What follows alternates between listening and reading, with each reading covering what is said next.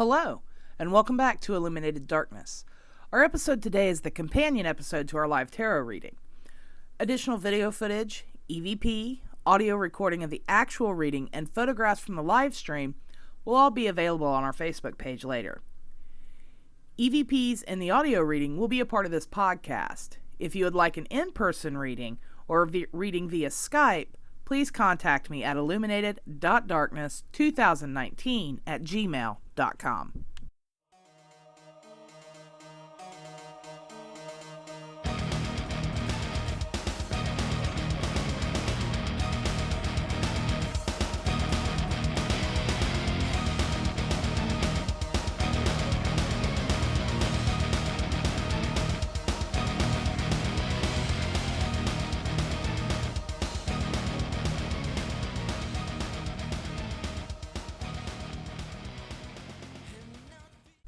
Tarot cards, first known as Trafani and later Tarachi or Tarak, were developed in Europe in the mid-15th century. Tarot cards are the basis for our modern-day playing cards. Tarot cards were also used to play various games. Italian Tarocchini, French Tarot, and Austrian Kungerfrugen. Excuse me, I'm not Austrian. Many of these games are still played today in Europe, and it wasn't until the 18th century that they began using the cards for divination. Tarot cards are divided into two groups, the major arcana or greater secrets and the minor arcana or the lesser secrets. The major arcana is comprised of 22 cards numbered from 0 to 21 in Roman numerals. Technically, the Fool card is numbered at 0 or it has no number. And this is where we find such cards as the Magician, the Lovers, the Devil, Death, and Judgment. Each card has its own meaning. The minor arcana is comprised of 4 suits, numbered cards, ace through 10, and the court cards, king, queen, knight, jack, or page. The suits are wands, swords, cups, and pentacles or coins. And each suit is associated with an element, earth, air, water, and fire. And each suit is also associated with various energies and emotions, spirituality, ambition, truth, action, power, justice, relationships. Each of the cards in the major arcana has its own associations and meanings, and we'll do a brief overview of that.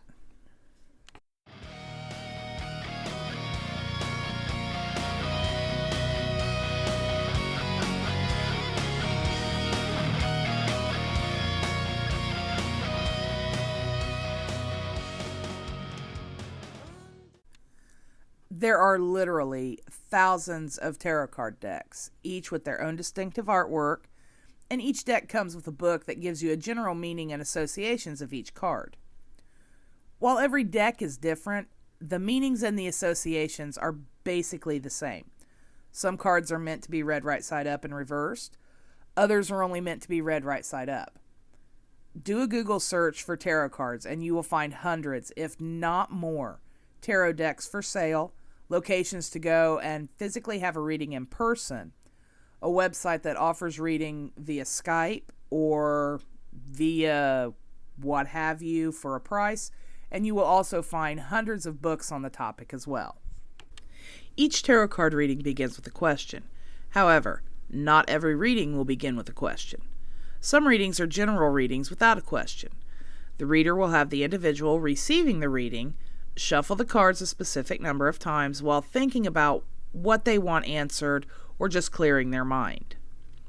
Shuffling the cards and thinking about the question or clearing your mind will transfer the individual's energy to the cards. Next, the reader will lay out the cards in a spread. Each spread has different meanings. While it's not the spread being used in our live reading, we're going to take a look at the Celtic cross spread as an example simply because it's the most common and the easiest. Each position of the cards represents an aspect of the individual being read's life. If there's a particular question being asked, select a card that most represents the problem and lay it in what's known as the significanter position under card 1. A person is represented by one of the court cards. If it's a general reading, omit the significanter card. Ask your sitter to shuffle the cards and concentrate on the problem they want guidance for. Lay out the cards facing upward. The meaning of the tarot cards in the spread and positions are interpreted as follows. Card 1 means this covers him. This represents the influence on the inquirer and the theme of the problem. Card 2, this crosses him. These are any obstacles that are in the way. A positive card will show there is little opposition, but even the favorable cards come with some minor negative symbolism. Card 3, this crowns him. This represents the conscious plans and intentions. Card 4, this is beneath him.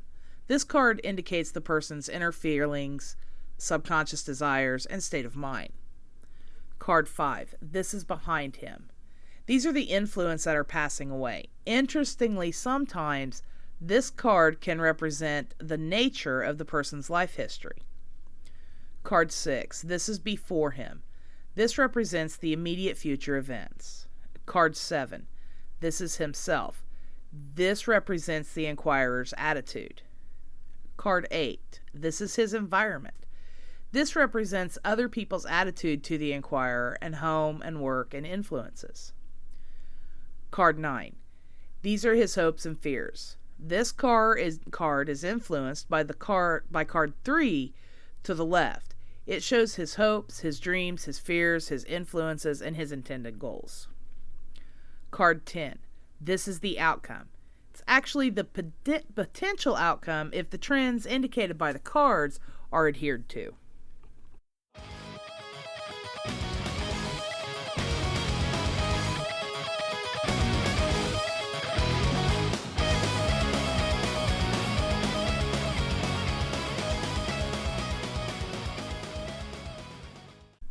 Now that we have taken a look at the tarot spread, let's take a look at the cards. Each of these cards can be considered a work of art in its own right. I have seen several beautiful decks, and there is a wide range of themes for the decks. You have the traditional Rider-Waite deck, mermaids, ghosts, vampires, aliens, name it. There could be a deck out there. Now, there are also oracle cards, and yes, there is a difference between the two. Tarot cards are more structured, 78 cards per deck, and pretty much a universal meaning that applies to any card. No matter the deck, the cards are all going to pretty much have the same meaning most of the time. It's just worded differently. Oracle cards can range anywhere from 20 to 100 cards per deck, and the cards will be as individual as the artwork on the card, and the meaning will differ between decks. With oracle cards, no two decks will have the same cards in them.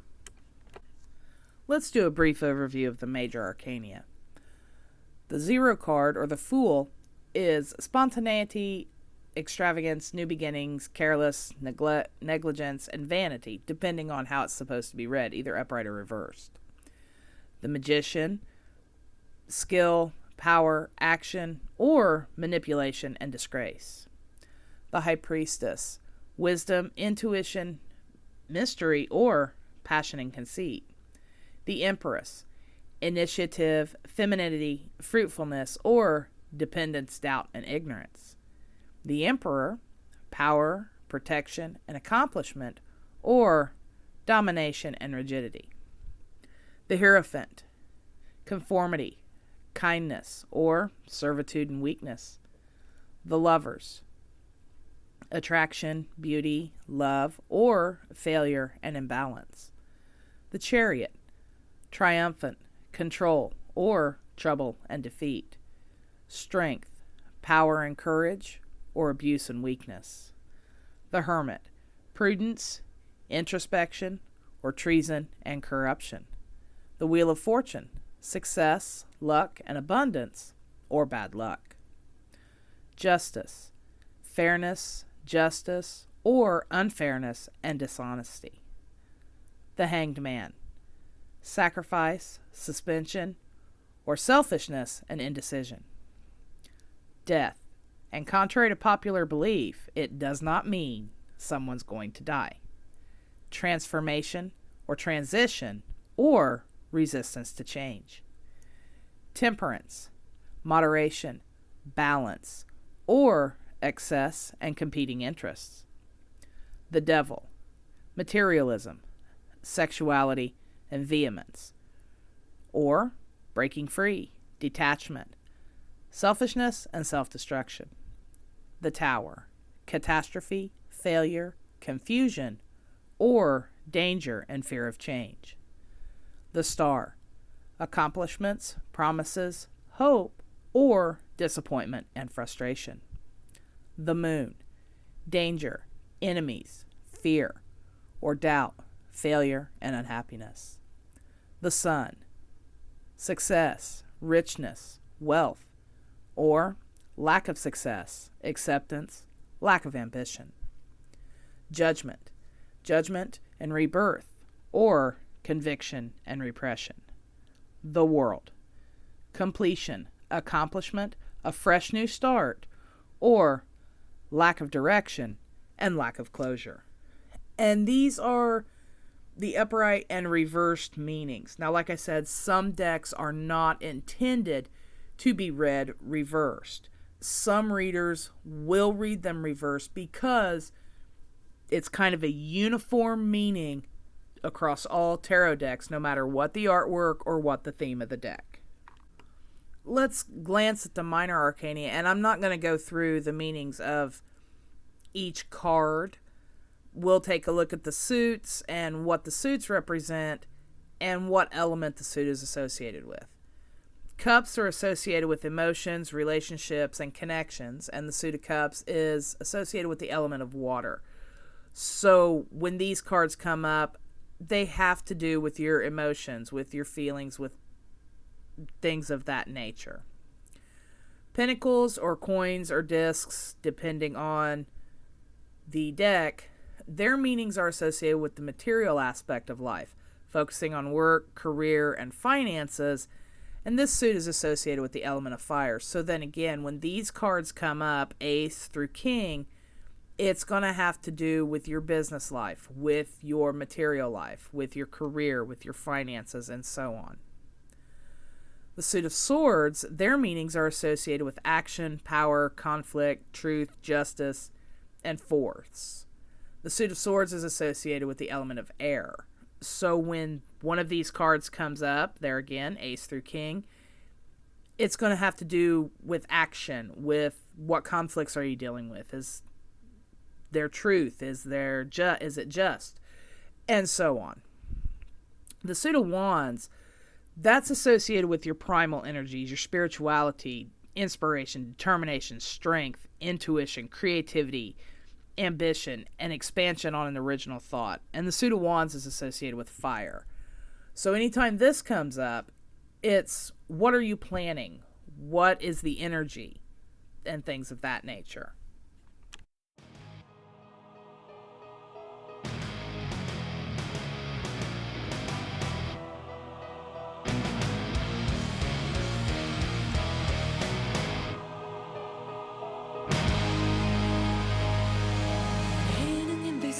Of your room, he whispers lies that will bring to you doom. The devil,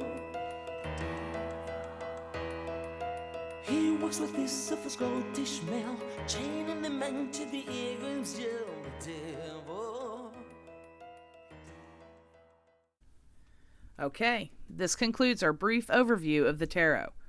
Please remember to join us tonight for our first live stream, and if you're now hearing this after June 22nd, the live stream video is available on our Facebook page, and you can check out the entire reading there. There's also going to be, photographs, additional video and audio available as well.